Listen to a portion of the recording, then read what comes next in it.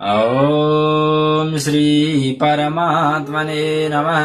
ध्येयं सदा परिभवगनमविष्टदोहम् तीर्थास्पदं शिवविरिञ्चिनुतं शरण्यं भीत्यारतिहं प्रणतपालभवाब्धिपोतम् वन्दे महापुरुषते चरणारविन्दं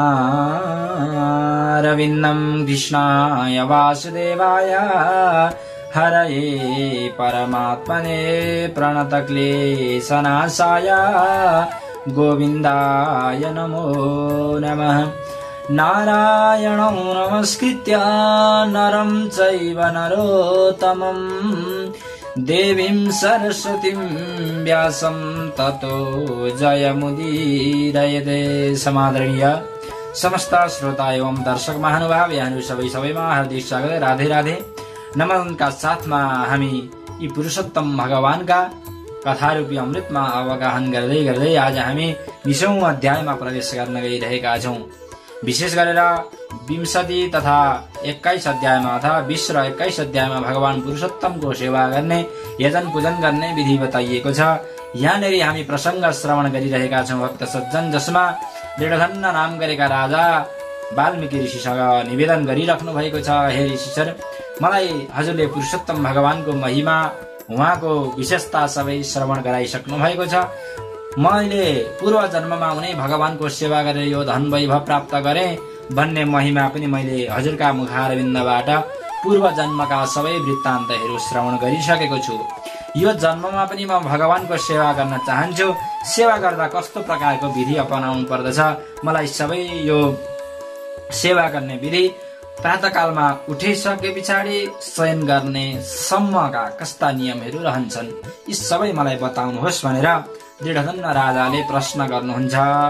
पुरुषोत्तममा सोयम कथम कार्य मुमुक्षुभिः कीदृशी कस्य पूजा च किम दानम को विधिर मुने। हे मुनि, हे वाल्मीकि ऋषिवर, यो पुरुषोत्तममा मोक्ष चाहने भएका व्यक्तिलाई मोक्ष पनि प्रदान गर्ने भन्ने यस्तो महिमा रहन्छ।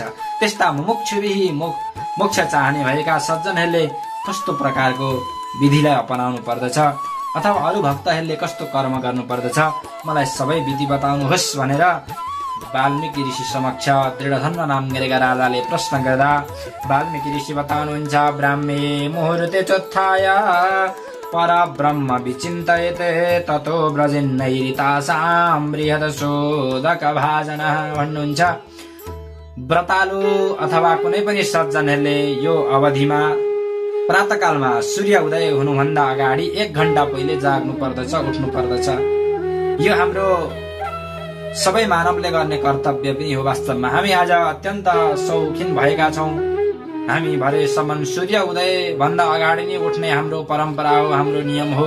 सूर्य उदय भइसके पछाडि हामीले त्यो किरण प्राप्त गरेर नै हामीले आरोग्यतालाई प्राप्त गर्ने हौं। तसर्थ पहिले पनि हामीले सूर्य उदय भइसके पछाडि शयन गर्नु हुँदैन। विशेष यो पुरुषोत्तमको अवधिमा यहाँ नियम बताउनुहुन्छ। सूर्योदय हुनुभन्दा अगाडि 1 घण्टा पहिले उठ्ने, उठिसके पछाडि ततो व्रजेन्नैरितासां बृहदशोदक भाजनः, नैऋत्य दिशामा गएर अनि शौच आदि गरेका कर्म गर्ने भनेर बताउनुहुन्छ। किन नैऋत्य दिशामै जाने त भन्दा वास्तुशास्त्र अनुसार पनि नैऋत्य दिशामा टोयलेटको निर्माण गर्नु पर्दछ भनिएको छ। यो शास्त्रमा पनि वर्णन आइरहेको छ। नैऋत्य दिशामा गएर शौच गर्नु पर्दछ, शौचहरू गर्नु पर्दछ, शौचबाट निवृत्ति हुनु पर्दछ भनेर बताउनुहुन्छ। त्यसकारणले गर्दाखेरि यो सूर्य उदय हुनुभन्दा अगाडि उठेर यी शौचहरूलाई गरिसक्ने अनि दन्तमन धावन, हामी ब्रस गर्ने भन्छौं, दन्त धावन आदि गरेका कर्म गर्ने। तर दन्त धावन गर्दाखेरि पनि पहिले वनस्पतिको दन्त धावन गर्दाखेरि उत्तम मानिन्छ। व्रतका दिन विशेष गरेर आयुर्बलम यशो वरच प्रजा पशु बसोनि च ब्रह्म ज्ञानम च मेधाम च त्वं नो देहि वनस्पते। अपमार्ग आदि गरेका वनस्पतिले हामीले दन्त धावन गर्दा आरोग्यता प्राप्त हुन्छ। आरोग्यता मात्र होइन, यसरी वनस्पतिसँग प्रार्थना गरेको हुन्छ अनि वनस्पतिलाई प्रार्थना गरेर हामीले दन्त धावन गर्नुपर्दछ। विशेष व्रतको अवधिमा हामीले अन्य व्रत लिएको समयमा पनि वनस्पतिकै दन्त धावन गर्नुपर्दछ। यसरी वनस्पतिद्वारा दन्त धावन गर्दा हामीलाई के वस्तु प्राप्त हुन्छ? आयु, हामीलाई आयु पनि प्राप्त हुन्छ, अनि त्यसै गरेर बल प्राप्त हुन्छ, यश पनि प्राप्त हुन्छ, अनि कीर्ति प्राप्त हुन्छ, सन्तान प्राप्त हुन्छन्, अनि पशु वाहनहरू सुख हुन्छ, हामीलाई धन सम्पत्ति, ब्रह्म ज्ञान, मेधा बुद्धि पनि प्राप्त हुन्छ। त्यस कारणले गर्दा यसरी वनस्पतिसँग प्रार्थना गरेर दन्त धावन आदि गरेका कर्म गर्नु पर्दछ। तर व्रतको अवधिमा एउटा कुरा शास्त्रले हामीलाई निर्देशन गरेको छ, भक्त सज्जन, आइतबारको दिन चाहिँ दन्त धावन गर्नु हुँदैन भनेर पनि यसरी वर्णन गरेको पाइन्छ। शुचिर द्वादश गण्डूसरे निषिद्धम भानुवासरे, भानुवासरे अर्थात् आइतबारको दिनमा 12 चोटि कुला गर्दाखेरि दन्त धावन गर्नु पर्दैन, अर्थात् दन्त धावन नगर्ने अनि 12 चोटि कुला गर्ने, आचमन गर्ने, यसरी यो विधि बताइएको छ। अनि हामीले स्नान गर्दाखेरि नजिकै कुनै तीर्थ छन्, तलाउ छन् भने तीर्थमा स्नान गरिसके पछाडि स्नानात् अनन्तरम तावत तर्पये तीर्थ देवता, ती तीर्थमा रहेका सबै देवताहरूलाई तर्पण गर्ने, जलदान गरेर सबैलाई प्रसन्न गराउनु पर्दछ। अनि आएर शुद्ध आसनमा बस्नु पर्दछ। आसनमा बसिसके पछाडि कर्मपात्र अथवा पवित्र धारण गर्ने, पवित्र धारण गरेर आचमन गर्ने। अब हामीलाई यो कुरा अरू बेला पनि हामीलाई दुविधा लाग्न सक्छ। हामीले पूजा गर्दाखेरि पवित्र धारण हातमा गरेका हुन्छौँ अनि हामी त्यही हातले आचमन गर्छौँ, अनि आचमन गर्दा त्यो जुठो हुन्छ नि भन्ने हामीलाई तर्क पनि हुन सक्दछ। तर पवित्र धारण गरेर आचमन गर्दा त्यो पवित्र दूषित हुँदैन। सपवित्रेण हस्तेन कुर्यात् आचमन क्रियाम नोच्छिष्टम तदस पवित्रम तु भुक्तोच्छिष्टम तु वर्जयेत्। आचमन गर्दाखेरि पवित्र धारण गरियो, अब यो जुठो होला भनेर हामीले कदापि संकुचित हुनु पर्दैन, यो शास्त्र सम्मतै हो। तर भुक्तोच्छिष्टम तु वर्जयेत्, केही हामीले चियापानहरू केही भोजन गर्यौं भने चाहिँ त्यो उच्छिष्ट हुन्छ, त्यसलाई त्याग गर्नु। तर आचमन गर्दाखेरि धारण गरेको पवित्रलाई त्याग गर्नु पर्दैन भनेर बताउनुहुन्छ। अनि यति गरिसके पछाडि सुन्दर तिलक लगाउने, आचम्य तिलकम कुर्या गोपी चन्दनम नित्नया, गोपी चन्दन श्रीखण्डन अब जस्तो हामीलाई प्राप्त हुन्छ। ऊर्ध्वपुण्ड पनि लगाउन सक्दछौँ हामी भक्तहरूले। अनि त्रिपुण्ड आफूलाई कस्तो इच्छा लाग्दछ आफ्नो दीक्षा अनुसारका त्यस्ता तिलकलाई धारण गर्नु पर्दछ। जसले निवासति ऊर्ध्वपुण्ड्रेतु श्रीयासः स्वयं, ऊर्ध्वपुण्ड धारण गरेको समयमा स्वयं लक्ष्मीका साथमा नारायण आएर त्यो तिलकमा वास गर्नुहुन्छ भनिएको छ। अनि त्रिपुण्ड लगाउँदाखेरि उमा सहित अथवा पार्वतीले सहित भगवान शङ्कर आएर त्यो तिलकमा बस्नुहुन्छ भनेर यसरी तिलकको महिमा पनि वर्णन गर्नुहुन्छ। अनि तिलकका पनि त्यो जुन त्यो रङ हो अथवा कलर हामी बुझ्दछौँ, त्यो कलर पनि कस्तो प्रकारको धारण गर्ने तत्तत अनुसारको फल पनि प्राप्त हुन्छ भनेर शास्त्रमा वर्णन गरिएको छ। भक्त सज्जन, हामीले रातो अथवा पहेँलो सेतो जस्तो तिलक लगाउँछौँ त्यसको पनि कामना परक धारण गर्ने विधि रहन्छ। श्वेतम ज्ञानकरम प्रोक्तम रक्तम वश्यकरम नृणाम, सेतो चन्दनले ज्ञान प्रदान गर्दछ। हामीले सेतो मात्र नित्य निरन्तर टीका लगाउँदछन् भने त्यो ज्ञानको प्रतीक हो, त्योद्वारा आफूलाई ज्ञान प्राप्त हुन्छ, ज्ञान वृद्धि हुन्छ।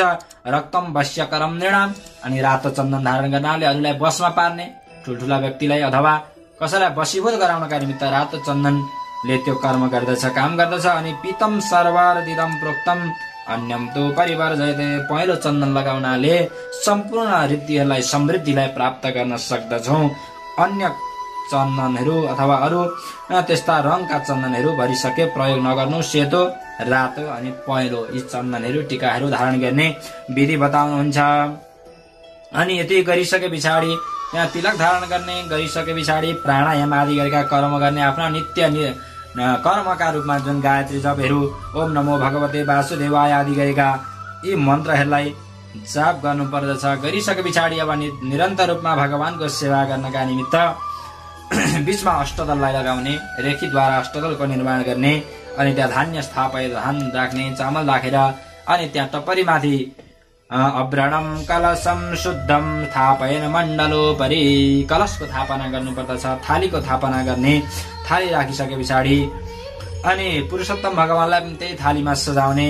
अनि कलशको विशेष गरेर पूजा, कलशस्य मुखे विष्णु कण्ठे रुद्र समाश्रिता, कलशको मुखमा विष्णुको वास अनि कण्ठमा रुद्र देवताको, मूलमा ब्रह्माजीको वास हुने भएकाले गर्दा यसरी विधिपूर्वक दीप कलश गणेश पूजा गरेर भगवानको पूजन गर्नु पर्दछ। किन त भन्दाखेरि पुनर्ग्राम पुनर्वित्तम पुनः पुत्र पुनर्गृहम पुनः शुभाशुभम कर्म न शरीरम पुनः पुनः। यो पुरुषोत्तम मासको अवधिमा विशेष गरेर यसरी भगवानको सेवा पूजा गर्नुपर्दछ। किन त भन्दाखेरि बारम्बार यो मानव शरीरलाई हामीले प्राप्त गर्न सक्दैनौँ। त्यति मात्र होइन, आफूले जन्म लिएको गाउँ पनि फेरि प्राप्त छोडेर गइसके पछाडि फेरि प्राप्त गर्न सकिएला, अनि गुमेको सम्पत्ति फेरि प्राप्त गर्न सकिन्छ। पुनः पुत्र पुनर्गृहम पुनः शुभाशुभम कर्म, शुभ अशुभ कर्महरू भइरहन्छन्, तर न शरीरम पुनः पुनः। यस शरीरलाई बारम्बार प्राप्त गर्न सकिँदैन। त्यस कारणले गर्दा यो अनमोल शरीरद्वारा हामीले अध्रुवेण शरीरेण, यो अनित्य शरीरद्वारा ध्रुव पदलाई प्राप्त गर्ने खालको नित्य निरन्तर रूपमा यसरी पुरुषोत्तम भगवानको 1 महिना अवधिसम्म पूजा गर्नु पर्दछ। अर्धग्रस्तो हि नाभेको मक्षिकामनुतिष्ठति कालग्रस्त तथा जीव परपीडा धनारितः। यो संसार त कस्तो छ भने नि, यी विषय वासनाले त हामीले कहिले पनि परित्याग गर्दैनन्। काम हामीलाई निरन्तर रूपमा हामीले अनेक काममा व्यस्तता भइरहनु पर्दछ। कसरी त भन्दाखेरि अर्धग्रस्तो हि नभएको मानव मात्र होइन, एउटा सर्पले भ्यागुत्वलाई मुखमा लिएको हुन्छ, सर्पले खान लागेको हुन्छ भ्यागुत्तालाई, तर त्यो भ्यागुत्व पनि एउटा मक्षिकाम अनुतिष्ठति, त्यहाँ अगाडि आएका झिँगा भुसुनाहरूले त्यो कालमा बसीभूत भइसकेको त्यो भ्यागुत्व पनि केही खान पाइन्छ कि भनेर लम्किरहेको हुन्छ। वास्तवमा सांसारिक विषय वासनामा रुमलिएका मानवहरू पनि कालग्रस्त तथा जीव कालद्वारा ग्रसित भइरहेका हुन्छन्। तथापि परपीडा धनारिताहरूलाई पीडा दिने अथवा अनेकौं दुःख कष्ट गरेर सधैँभरि धन आर्जन गर्नमा अत्यन्त लिप्त रहन्छन्। त्यस कारणले गर्दाखेरि हामीले यस्तो पुरुषोत्तमको अवधिमा यो समयको सदुपयोग गर्नुपर्दछ। चित्तम वित्तम यदा स्याताम सत्पात्रम न तदा लभे यता त्रितय सम्बन्धो यदा काले तु सम्भवेत्। अनि यो समयमा गरेका दानको पनि अत्यन्त अतुलनीय महिमा रहेको छ भनेर बताउनुहुन्छ। किन त भन्दाखेरि चित्तम वित्तम यदा स्याताम, जब हामीलाई मन अब दान गर्नु पर्यो भनेर हामीलाई मन आउँछ, त्यो समयमा हामीसँग सम्पत्ति नहुन सक्छ। अनि जतिखेर सम्पत्ति हुन्छ त्यतिखेर हाम्रो मन त्यता आकर्षित नहुन सक्दछ। अनि हामीसँग दान गर्नका निमित्त 3वटा कुराहरूको संयोजन हुनुपर्दछ। हामीसँग सम्पत्ति पनि हुनु पर्यो, अनि मन पनि हुनु पर्यो। सम्पत्ति मात्र मन मात्र भएर पनि हुँदैन सज्जन। सत्पात्रम न तदा लभेत, त्यति प्राप्त गरे पनि सत्पात्र प्राप्त गर्न सकिएन। योग्य व्यक्तिलाई दान गर्न सकिएन भने त्यो भिन्न भाण्डा पयो यथा एउटा चुइने भाँडामा हालेको दुध जस्तै हुन्छ। त्यस कारणले गर्दा यो 3वटा कुराको जब संयोजन हुन्छ, यता त्रितय सम्बन्धो यदा काले तु सम्भवेत्, आफूलाई मन पनि लागोस् अरे दान गर्नका निमित्त, अनि सम्पत्ति पनि आफूसँग होस्, अनि सत्पात्रलाई जब प्राप्त गरिन्छ त्यो समयमा दान गर्नु पर्दछ। अविचार्य तदा धर्मम य करोति स बुद्धिमान विप्र वित्त प्राचुर्य संसाध्य धर्मा सन्ति सहस्रश। किन त भन्दाखेरि धेरै सम्पत्ति खर्च गरेर गरिने अन्य यजन पूजन कार्यहरू धेरै हुन्छन्, तर थोरै धन खर्चेर पनि धेरै फल प्राप्त गर्ने भनेको पुरुषोत्तम महिना हो। त्यस कारणले गर्दा यो अवधिमा मानवले थोरै भए तापनि दान गर्ने कर्म गर्नु पर्दछ। गङ्गैव तीर्थ स्मरैव धन्वी वित्तम तु विद्यैव गुणास्तु रूपम मासेषु सर्वेषु तथैव साक्षात् मासोत्तमोऽयं पुरुषोत्तमो हि। जस्ता प्रकारले सम्पूर्ण नदीहरूमा तीर्थहरूमा श्रेष्ठ गंगा नदी हुन्, अनि स्मर एव धन्वी बाणधारीहरूमा कामदेव जसरी सर्वश्रेष्ठ हुन्। वित्तम तु विद्यैव, अनि धन सम्पत्तिहरूमा सर्वश्रेष्ठ सम्पत्ति भनेको जसरी विद्या हो, अनि रूपहरूमा सर्वश्रेष्ठ सबैभन्दा राम्रो रूप भनेको गुण हो भक्त सज्जन। किन त भन्दाखेरि जोसँग गुण छ शील छ त्यो नै रूपवान हो। बाहिर देखिने रूप भन्दा त्यो गुणले चाहिँ रूप भन्दा धेरै त्यसले आकर्षित गर्न सक्दछ। त्यस कारणले गर्दा अनि मासेषु सर्वेषु तथैव साक्षात्, त्यसै गरी सबै महिनाहरूमा पुरुषोत्तम महिना अत्यन्त सर्वश्रेष्ठ छ भनेर यसरी पुरुषोत्तम महिनाको महिमालाई गान गरेर यसरी 20 अध्यायमा गान गरिएको छ। अनि 21औं अध्यायमा पुरुषोत्तम पूजन विधि, भगवान पुरुषोत्तमको पूजा गर्ने विधि बताउनुहुन्छ। बीचमा भगवानको प्रतिमा विग्रहलाई स्थापना गर्ने। सर्वप्रथम अनलोत्तारणं कृत्वा प्रतिमाया ततः परम, अग्निमा त्यसलाई चाहिँ दाह गरेर शुद्ध गरिसके पछाडि गंगाजल पञ्चामृतले स्नान गराउनु पर्दछ। स्नान गराइसके पछाडि प्राण प्रतिष्ठा गर्नु पर्दछ भनेर बताउनुहुन्छ। मनोज्योति आदि गरेका मन्त्र पढेर प्राण अस्य प्राणा प्रतिष्ठन्तु अस्य प्राणाक्षरन्तु च अस्य देवत्वमर्चायै स्वाहेति अजुरी अयम भनेर यसरी प्राण प्रतिष्ठा गर्नु पर्दछ भनेको त्यहाँनिर ल्याएर प्राणलाई प्रवेश गराउनु पर्दछ। अनि श्रीवत्स वक्षसं शान्तम नीलोत्पलदलच्छिदं त्रिभङ्ग ललितं ध्याये सराधम पुरुषोत्तमं ध्यान गर्नु पर्दछ। राधाले सहित भएका हे पुरुषोत्तम श्रीवत्स चन्दनले युक्त हुनुभएका अनि कमलको आसनमा बस्नु भएका तीन ठाउँ बाङ्गिनु भएका यस्तो लीला गर्ने भएका सराधम पुरुषोत्तमम राधाले सहित भएका पुरुषोत्तम भगवानको ध्यान गर्ने अनि त्यहाँबाट आह्वान गर्ने आसन राख्ने। आगच्छ देवदेवेश श्रीकृष्ण पुरुषोत्तम राधया सहित सात्र गृहाण पूजनम मम। हे पुरुषोत्तम भगवान हे श्री कृष्ण राधया सहित राधाले सहित भएर आउनुहोस्, यो मैले विराजमान गराएको आसनमा बस्नुहोस् भनेर आह्वान गर्ने आसन गर्ने। अनि पाद्य आदि गरेका गंगादि सर्वतीर्थेभ्यो मया प्रार्थनया ऋतं तोयमित सुखद परसं पाद्यार्थं प्रतिगृह्यताम् भनेर पाद्य जल चढाउने, पाद्य अर्घ आचमनी पुनः आचमनी पञ्चामृत शुद्ध जल गर्दै गर्दै वस्त्र उपवस्त्र आदि गरेका 16उपचारहरूले यसरी भगवान पुरुषोत्तमको पूजा गर्दै गर्दै अङ्ग पूजा गर्ने विधि बताउनुहुन्छ। 16उपचारले पूजा गर्ने धूप दीप नैवेद्य आदि वस्त्र आदिले सबैले पूजा गरिसके पछाडि भगवानलाई तिलद्वारा अङ्ग पूजा गर्नु पर्दछ। अङ्ग पूजा भनेको भगवानको विग्रहलाई मनमा सजाउने अनि पाउदेखि शिरसम्म सम्झेर बिस्तारै गरेर यी नामहरूद्वारा अथवा नाम आएर पनि हामीले ओम श्री पुरुषोत्तमाय नमः भनेर यसरी अर्चन गर्नु पर्दछ। नन्दात्मजो यशोदाया तनया केशिसूदन भुवार तारकस्यैव ह्यनन्दो विष्णुरूपधिगे प्रद्युम्नश्चानिरुद्धश्च श्रीकण्ठ सकलास्त्रदिगे वाचस्पति केशवश्च सर्वात्मेति च नामतः। यी नामहरूद्वारा भगवानका श्री विग्रहमा पूजन गर्नु पर्दछ भनेर यसरी यो 21औं अध्यायमा पूजाको विधि बताउनुहुन्छ। यति गरिसके पछाडि भगवानसँग क्षमा याचना गर्ने, नमस्कार गर्ने। यो मन्त्र पढेर विश्वेश्वराय विश्वाय तथा विश्वोद्भवाय च विश्वस्य पतये तुभ्यं गोविन्दाय नमो नमः। मन्त्रहीनेति मन्त्रेण क्षमाप्य पुरुषोत्तमम्। अन्तिममा गएर भगवानलाई मन्त्रहीनं क्रियाहीनं विधिहीनं च यद् भवेत् तत्सर्वं क्षम्यतां देव प्रसीद पुरुषोत्तम। म मन्त्र पनि जान्दिन, कुनै विधि पनि जान्दिन, मसँग त्यस्तो योग्य हजुरलाई जो चढाउनु पर्ने सामग्री हो त्यस्तो योग्य सामग्री पनि मैले जुटाउन सक्दिन। हे परमात्मा, हजुरलाई के चढाउँदा हजुर प्रसन्न पर्नुहुन्छ त्यो पनि मलाई ज्ञान छैन, त्यस कारणले गर्दा क्षम्यता मलाई क्षमा गर्नुहोला भनेर यसरी पूजा गर्ने विधि बताउनुहुन्छ।